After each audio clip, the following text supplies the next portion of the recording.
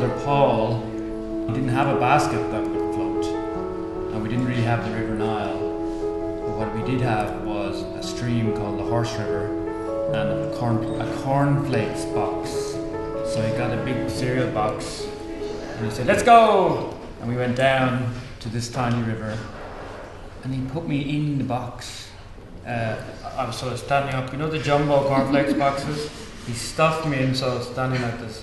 And he said, "Now, I'm going to put you in the river and you're going to float down the river. But don't worry, because at the other end of the river, you will be found by the the Queen of Egypt, and you're going to be made like a prince." And I was like, "Yes, I'm going to be a prince." But what happened was, my mother had followed us, and I will tell you how she followed us. Well, my granny used to knit these, what was called Aran sweaters. We were quite, not poor, but we didn't have a lot of money, and so she used to just use whatever wool she had. So your jumper would be like 14 different colours. As she ran out of one wool, she would just change into another wool, and she didn't care. So I had one of these jumpers, and it was really woolly and fluffy. And when my brother dragged me down through the field, bits of wool came off. Bits of wool came off, very good. And then my mother, like a tracker from the army, was able to track the bits of wool, and she came over the hill just in time to see my brother pushing me into the river.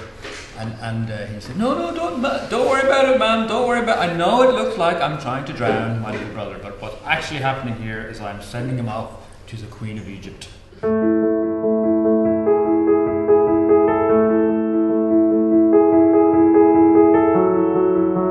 Friends, family, fellow authors, total strangers, good morning to all of you.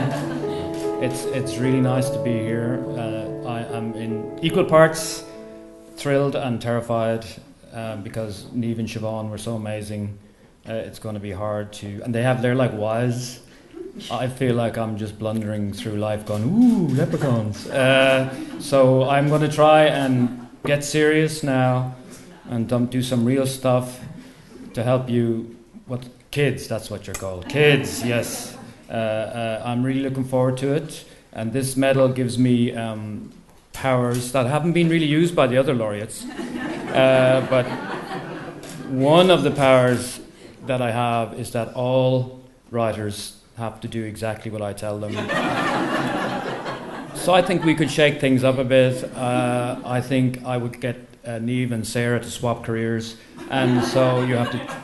I think actually Derek Landy and John Boyne, that would be a good swap. So I get those two to swap over types of book that they write. But seriously, I come from a family of creatives, I suppose. My dad was a writer, my mum's here, is a writer. My brother is here, is a musician. I tend to hang around with creative people.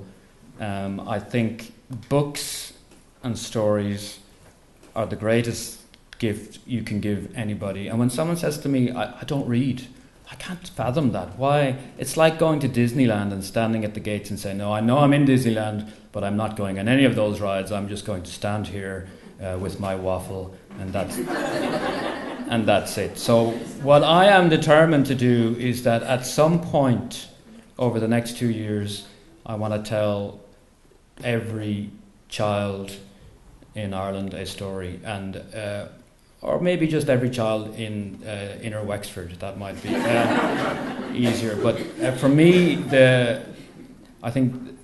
the thrust is going to be stories, because everything follows on from stories. If you read stories, you get smarter, you have more fun, life is better, you make more friends. So I just want to entertain people with stories.